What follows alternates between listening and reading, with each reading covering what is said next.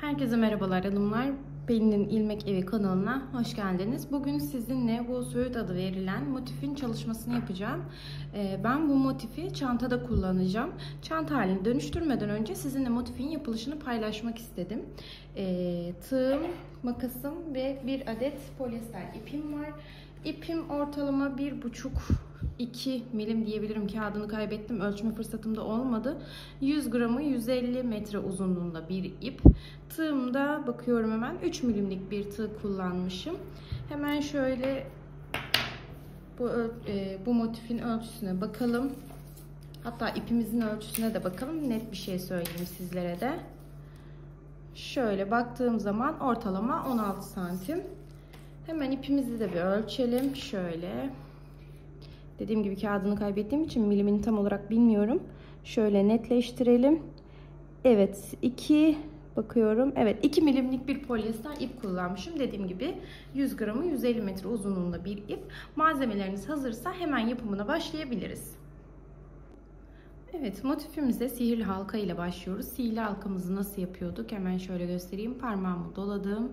Şöyle alttan geçiriyorum. 3 adet zincirimi çekiyorum. 3 adet zincirimden sonra sihirli halkamın içerisine 15 adet ikili trabzan yapıyorum. Şu an ilkini yapıyorum.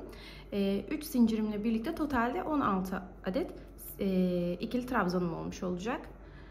Şu an üçüncüyü yapıyorum. Yani zincirden sonra 15 adet ikili trabzan yapacağım.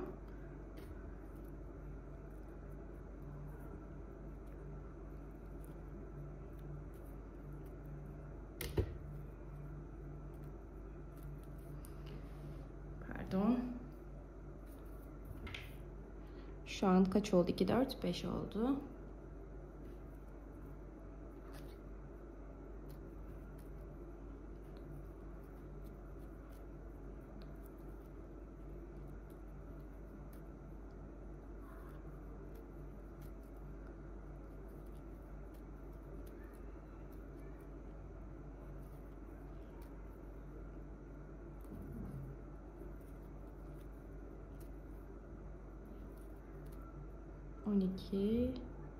Şurada ipim düğümlenmiş. Hemen ipimin düğümünü açayım.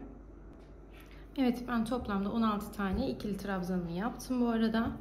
Şimdi kapatma işlemini nasıl yapıyoruz onu göstereceğim. Şurada ilk başta 3 tane zincir çekmiştim. Onun tepesine batıyorum ve kaydırmamı yapıyorum. Şimdi şöyle biraz bollaştırayım. Hemen şu sihirli halkamın içerisindeki ipimi şöyle sıkılaştırayım. Kopacağını zannetmiyorum bu ipin ama siz yine de dikkatli olun, koparmayın. Şimdi hemen 4 zincirle yukarıya çıkıyorum. 1, 2, 3, 4. Başımı doladım. Hemen şu yanındaki, görebiliyor musunuz? Şu yanındaki zincirim var ya. Şöyle bakın, göstereyim. Oraya battım. Buraya bir adet ikili trabzan yapıyorum. Şimdi bir zincir, başımı doladım. Hemen yanındaki zincire battım. İkili trabzan yaptım. Bundan sonra bu dönüş bitene kadar bir zincir, hemen yandakine bir adet ikili trabzan yapacağım. Yine yapayım. Bir zincirimi çektim. Hemen yandakine geldim. Bir zincir çektim. İkili trabzan, bir zincir, baş doladım. Yandakine bir adet ikili trabzan, bir zincir, baş doladım. Yandakine ikili trabzan. Bu şekilde sıramızın sonuna kadar gelelim. Videoyu kapatmayacağım. Birlikte yapalım. Zaten hızlı ilerliyor.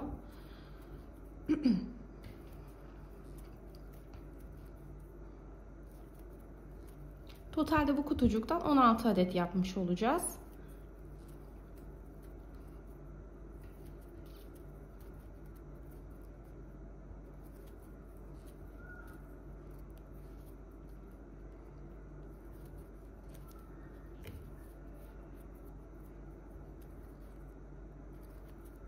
Evet, ben son yaptım. Hemen sayıyorum. 1, 2, 3, 4, 5, 6, 7, 8, 9, 10, 11, 12, 13, 14, 15. Doğru. Şimdi bir zincirimi çekiyorum. Hemen 4 zincir çektiğim aralık var ya. Onun şöyle yaparak şöyle bir köşe noktası belirleyin. Bakın hemen zaten kendini belli ediyor. Battım ve kaydırmamı yaptım. Bu şekilde kapatacağım. Şimdi buradan sonra hemen 3 adet zincirimi çekiyorum. Hemen başımı doladım. Şu görmüş olduğunuz hemen şu boşluk var ya, oraya battım. Oraya 2 adet ikili trabzanımı yapıyorum. Daha sonra hemen şu trabzanımın tepesi var ya, bakın battım. Oraya da 1 adet ikili trabzanımı yapıyorum. Bu sırada ne yapacağım? Aralara 2 adet ikili trabzanlarımın tepesine 1 adet ikili trabzan yapacağım. Aralarda herhangi bir zincir çekimi olmayacak. Hemen bir tane daha yapayım. Bakın boşluğumdayım. 2 adet ikili trabzanımı yapıyorum. Başımı doladım. Hemen trabzanımın tepesine de 1 adet ikili trabzan. Tekrar yapalım. Boşluğuma geldim. Bakın hemen araya battım. İkili trabzanımı yapıyorum. Hemen trabzanımın tepesine geldim ve 1 adet ikili trabzanımı yapıyorum. Şimdi bu sıra bitene kadar bu şekilde ilerleyelim. Evet, şimdi burayı kapatıyoruz. Ne yaptık? İlk başta çektiğimiz zincirimizin tepesine battım ve kaydırmamı yaptım. Şimdi 3 adet zincirimi çekiyorum. Hemen onu takip eden 1, 2, 3. Üçüncü zincirimin, bakın tekrar göstereyim. 1, 2, 3. Tepesine 1 adet sık iğnemi yapıyorum. Şöyle tekrar yapayım. Evet. Şimdi şu kısmı yapmış olacağız. Şu yaprakları koyacağız. Şu an ben şu alandayım. Şöyle göstereyim. Şu küçük pipirik mi diyeyim? Oradayım. Şimdi 10 adet zincirimi çekiyorum. 2, 3, 4, 5, 6, 7, 8, 9 ve 10. Hemen sayıyorum. 1, 2, 3. Üçüncü zincirimin tepesine batıyorum. Bu sırada hep üçüncü zincirlere batacağım. Şimdi 10 adedi yaptım. Şimdi yine 3 zincirimi çekiyorum. Yine üçüncü zincirime batacağım. 1, 2, 3. Evet. Şimdi 5 zincir. 2, 3, 4, 5. Yine üçüncü zincirime battım. Tekrar 3 zincir. 1, 2, üçüncü zincirime battım. Bakın şöyle göstereyim şimdi mantığı anlamanız açısından. İlk yaparken kaymalarda sıkıntı olmasın diye 3 zincirle başladım. Şu an 10 zincirlik alanımdayım. Yani şuradayım. Daha sonra şu ara boşluktaki 3 zincirlik alanımı yaptım. Daha sonra şuradaki bir tık daha büyük olan 5 zincirimi yaptım. Şimdi tekrar bu 3 zincirlik alanımı yaptım. Tekrar büyük yaprağımın alanını yapmak için 10 zincir çekiyorum. 1, 2, 3. zincirime sık iğnemi yaptım. Şimdi buradan devam ediyorum. Yine ne yapacağım? 3 zincir, 5 zincir, 3 zincir, 10 zincir. Hemen yapalım. 3 zincirimi çektim. Üçüncüye battım. Şimdi 1, 2, 3, 4, 5 zincirimi çekiyorum. 1, 2, üçüncüye batıyorum. Tekrar 3 zincirimi çektim. Bakıyorum. Evet. 1, 2, üçüncüye battım. Tekrar 10 zincirimi çekiyorum. 5 oldu. 6, 7, 8, 9, 10. Tekrar 3. zincirime batıyorum. Evet. Bakın. Şu an 3 adet yaprağımızı yapmış olduk. Devam edelim. 1, 2, 3. Yine 3. zincirime batıyorum. 1, 2, 3, 4, 5. Hemen 3. zincirime battım. 1, 2, 3. 3. zincirime battım. 1, 2, 3, 4, 5, 6, 7, 8, 9, 10. Hemen 3. zincirime battım. Bakın şu an ne yaptık? 4. zincirimi de, pardon, yaprağımı da şöyle göstereyim, oluşturmuş oldum. Şimdi şu aradaki 3 tane pipirik var ya, 3 zincir, 5 zincir, 3 zincir. İlk başlarken zaten 3 zincirlik olanı yapmıştım. Şimdi 3 zincirlik olanı yapacağım. Daha sonra da 5 zincirlik olanı yapıp kapatacağım. 1, 2, 3. Hemen üçüncüye battım.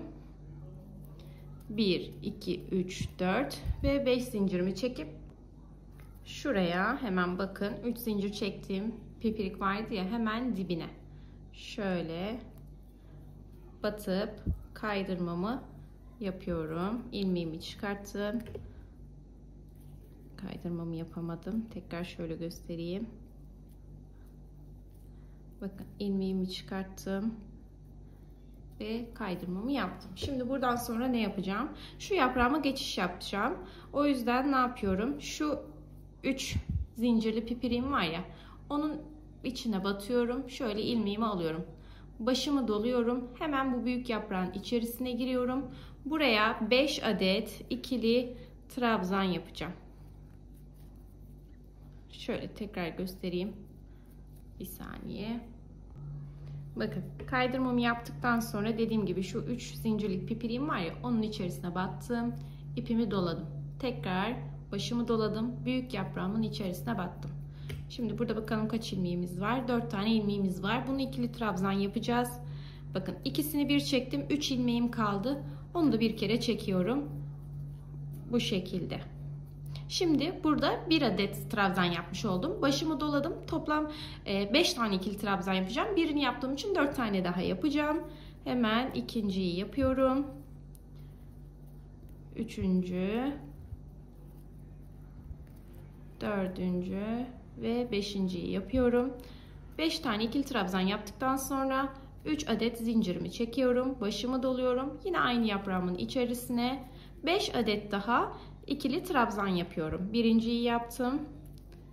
2 3 4 ve 5. Görmüş olduğunuz gibi. Hemen şu yanındaki 3 zincirli pipirik alanım var ya, oraya batıyorum ve bir sık iğnemi yapıp kapatıyorum. Bu şekilde ilk yaprak formumuzu oluşturmuş oluyoruz. Evet, kaldığımız yerden devam edelim. Başımı doladım. Şimdi orta alandaki 5 zincirlik alanıma toplamda 7 adet ikili trabzan yapıyorum. Şu an ilkini yaptım. 1 2 İpim biraz gergin, elimden kayıyor. Hemen şöyle toparlayayım. 3 4 5 6 ve 7. Hemen şu 3 zincirlik pipirimin içine battım ve bir adet sık iğnemi yaptım. Şurada başlarkenki işlemi artık yapmıyorum. Bu sadece başlamaya özgü bir işlemdi. Şimdi başımı doladım. Hemen şu büyük yaprağımın içerisine girdim ve 5 adet ikili trabzan yapıyorum. Yani bir önceki büyük yaprakta ne yaptıysam aynısını yapıyorum. 5 adet ikili trabzanımızı yapalım.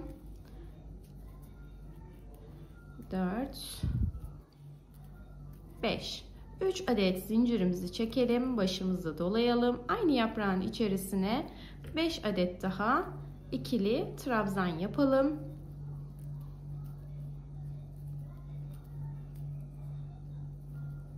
Hemen yanındaki 3 pipiriklik zincirim vardı. Oraya sık iğnemi yapıyorum. Başımı doluyorum. 5 zincirlik alanıma geçip 7 adet ikili trabzanımı yapıyorum. 4 5 6 ve 7. Hemen yanındaki 3 zincirlik alana battım, sık iğnemi yaptım. Tekrar büyük yaprağıma geldim. Bir önceki sıralarda ne yaptıysak aynısını yapacaksınız. 5 adet ikili trabzan, 3 zincir, başını dolayıp tekrar 5 adet ikili trabzan, 3 zincirlik alana sık iğnem, 5 zincirlik alana 7 adet ikili trabzanım, 3 zincirlik alana sık iğnem. Bu şekilde sıranın sonuna kadar gelelim. Sıranın sonunda buluşalım. Evet, şimdi sıramın sonuna kadar geldim. Şöyle biraz açayım hatta. Şu an 7 tane ikili trabzanımı yaptım. Şurada bakın 3 pipirikli alan var. O biraz ilk başlangıçta farklı bir işlem yaptığım için gözükmüyor. Hemen şu büyük yaprağımın ayağına batıp kaydırmamı yapıyorum. Şimdi buradan sonra ne yapacağım? 8 adet zincir çekeceğim. 2, 3, 4, 5, 6, 7, 8. Hemen köşeye şu yaprağımın üst kısmında bir adet sık iğne. Şimdi 5 adet zincirimi çekerek yapraktan aşağıya ineceğim. 1, 2, 3, 4, 5. Görmüş olduğunuz gibi 5 adet zincirimi çektim. Başımı doladım. Hemen şurası var ya. Pardon, doğru mu yaptım? Bir kontrol edeyim. Pardon. Şöyle göstereyim. 8 adet zincirimi çektikten sonra boşluğa 1 adet sık iğnemi yapıyorum. 3 zincirimi çekiyorum. Tekrar aynı yere sık iğnemi yapıyorum. Şimdi 5 zincir, 2, 3, 4, 5. Orayı tekrar göstereceğim, kafanız karışmasın. Hemen şu alana sık iğnemin şu tepesi var ya, oraya ikili trabzanımı yapıyorum. Şimdi 3 zincir çekeceğim. 4. boşluğuma bir sık iğne yapacağım. Bakıyorum 1, 2, 3, 4. Yani tam orta noktası aslında şuranın. Bir adet sık iğnemi yaptım. 1, 2, 3 zincirimi çektim. Başımı doladım. Hemen şuraya bakın. Kendi belli ediyor zaten. Oraya bir adet ikili trabzanımı yapıyorum. Şu yaprağıma başlarken ilk 8 adet zincir çekmiştim. Bunda sadece burada 8 adet zincirim var. Daha sonraki aşamalarda 5 zincirim var. Şimdi yani daha sonraki yapraklarımda hep 5 zincir çekeceğim. Yaprağıma çıkarken ve inerken 4-5 zincirimi çektim. Bakın yaprağımın tepesine battım. Sık iğnemi yapıyorum. 1, 2, 3 zincir. Tekrar aynı noktaya bir adet sık iğnemi yaptım. Şimdi 2, 3, 4, 5 zincirimi çektim. Başımı doladım. Şu aşağıdaki alan var ya, şuraya bir adet ikili trabzanımı yaptım. 3 zincirimi çektim. Başımı doladım. 1, 2, 3, 4. Dediğim gibi tam ortaya, tepe noktasına battım. Bir adet ikili trabzanımı yaptım. 1, 2, 3 zincirimi çektim. Başımı doladım. Yine bakın tam şuraya batarak ikili trabzanımı yapıyorum. 1, 2, 3, 4, 5. Bu şekilde sıranın sonuna kadar gelelim. Sıranın sonunda kapanışını göstereceğim. Evet, sıramızın sonuna kadar geldik. Bakın şu 3 zincir çekip 4. boşluğa battığım noktadayım. Burada yine 3 zincirimi çekiyorum. Burada nereye batacağım? Hemen şöyle göstereyim size. Bakın şu 8 adet zincir çektiğim alan var ya, orayı sayıyorum. 1, 2, 3. Şöyle 3. zincirime battım ve kaydırmamı yaptım. Şimdi 1, 2, 3 zincirim var. Başımı doluyorum. Şu görmüş olduğunuz alana 5 adet ikili trabzan yapıyorum. 1, 2, 3, 4 ve 5. Başımı doladım. Şu 3 zincir çekmiştim ya tepe noktasına. Bakın. Oraya batıyorum. 3 adet ikili trabzan yapıyorum.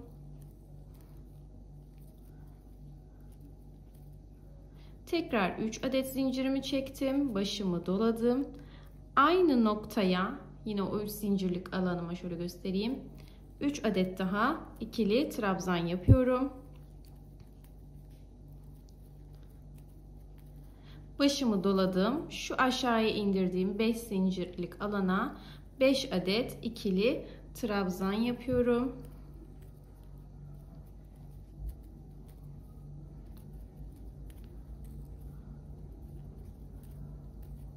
Şimdi 5 adet ikili trabzandan sonra yine başımı doladım. Şu ara noktası var ya. Bakın şöyle göstereyim. Hemen oraya tepesine battım. Bir adet ikili trabzan yapıyorum. Hemen yan tarafa geçeceğim. Oraya 3 adet ikili trabzan yapacağım. 1, 2 ve 3.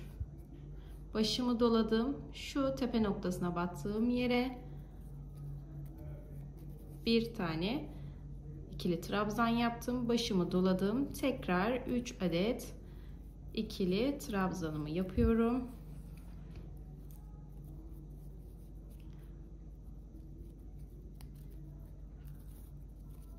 Başımı doladım. Tepe noktama battım.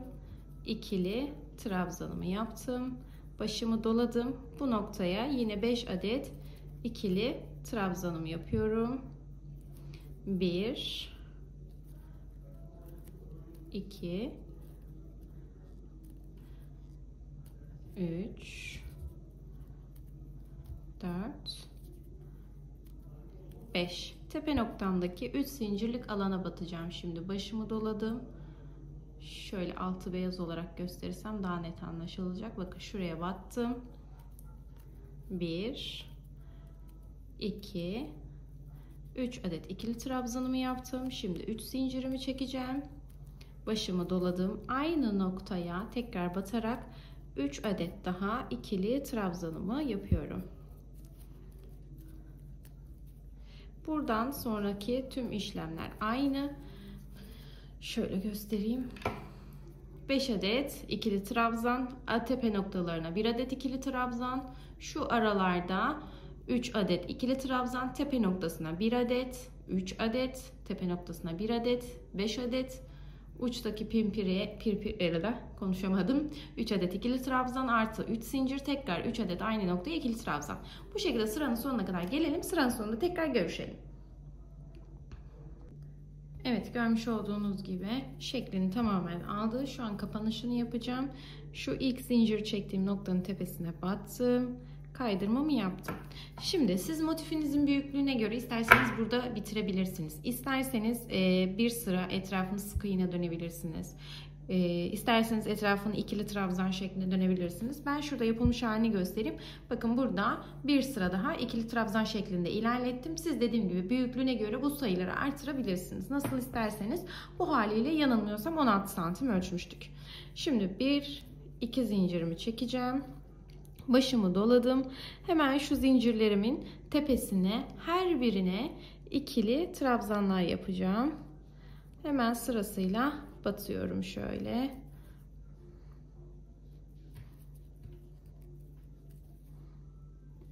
Sırasıyla hemen şu köşe noktasını göstereyim size. Ondan sonra zaten bütün işlemler aynı. Uzatmayacağım videoyu daha fazla. Bakın sırasıyla tüm zincirlerimi yapıyorum. Şimdi köşe noktama geldim. Köşe noktamda ne işlem yapıyorum? Başımı doluyorum. Köşe noktama şu an 2 adet ikili trabzan yapacağım öncelikle. 1 2. Bir zincir çektim. Başını doladım. Aynı noktaya tekrar 2 adet ikili trabzan yapacağım. Köşeyle işim bitti. Başımı doladım. Hemen yandaki zincirimin tepesine batarak sıramı devam ettiriyorum. Hemen şöyle bir göstereyim size. Bakın tüm zincirlerim tepesine batarak 2 adet ikili trabzanımı yaptım. Köşe noktamda 2 adet ikili trabzan, bir zincir, 2 adet ikili trabzan yapmış oldum aynı köşeye. Sonrasında hemen yanına batarak ikili trabzanlarımı devam ettirdim. Dediğim gibi uzatmayacağım videoyu. Kapanışında tekrardan görüşelim. Siz bu şekilde devam ettirebilirsiniz. Evet, sıramın sonuna geldim. Hemen ilk başladığım zincirli noktama batıyorum. Kaydırmamı yaptım. Bir zincir çektim ve ipimi kesiyorum. Birazcık şöyle uzun kesiyorum. 200 santim kadar. Şöyle iyice sıkıştırdım. Hemen bir el ütümü yapayım. Evet, gördüğünüz gibi motifim bu şekilde hazır. Bunu dediğim gibi bir sonraki videomda Allah nasip ederse çantaya dönüştüreceğim. Onun için motif tahtasına geçireceğim bunu. Sizin öyle bir aparatınız, yani tahtanız yoksa, boyası geçmeyecek herhangi bir kumaşı, tülbent olabilir bu. Onu koyup orta dereceli ısıda ütüleyebilirsiniz. Aman diyeyim, dikkat edin, sonuçta polyester bir ip. Hemen şöyle ipi nasıl sakladığımı göstereyim. Kimisi tığla tek tek uğraşıyor. Kimisi iğneyle takıyor, iğneyi geçiriyor vesaire. Ben hemen kısa yöntemini göstereyim size. Instagram'da bir takipçim rica etmiş detaylı gösterir misiniz diye. Hemen onu da kırmayalım. Şöyle nasıl yapıyorum? Şimdi ters yüzündeyim. Gördüğünüz gibi motifimin ters yüzündeyim. İpimin ucunun arkada kalmasını istediğim için hemen şuradan mesela 1, 2, 3, 4, 5 diyeyim. 5. zincirden şöyle girişimi yapıyorum. Hemen onun yanındaki zincirden çıkışımı yaptım. Hemen onun yanındakinden tekrar giriş, yanındakinden tekrar çıkış, yanındakinden tekrar giriş. Gördüğünüz gibi çok basit. Şöyle altta kalan ipimi de bu geçirdiğim alanlardan şöyle çekiyorum. Şimdi şunu da şöyle çektim mi? kesiyorum. Şu ucunu da şöyle çakmak yardımıyla yakıp hemen şöyle çakmanın arka tarafıyla kapatabilirsiniz. Bastırıp kapatabilirsiniz. Evet, görmüş olduğunuz gibi motifim hazır. Dediğim gibi bir sonraki videomda bunun çantaya dönüşmüş halini göstereceğim sizlere.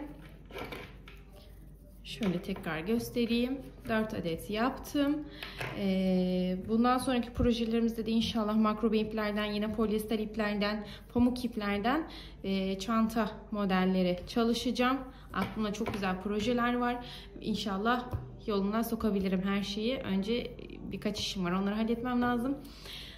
Çok uzatmayayım. Umarım videomu beğenmişsinizdir. Videomu beğendiyseniz, motifimi beğendiyseniz kanalıma abone olmayı, videomu beğenmeyi unutmayın. Kendinize iyi bakın. Hoşça kalın.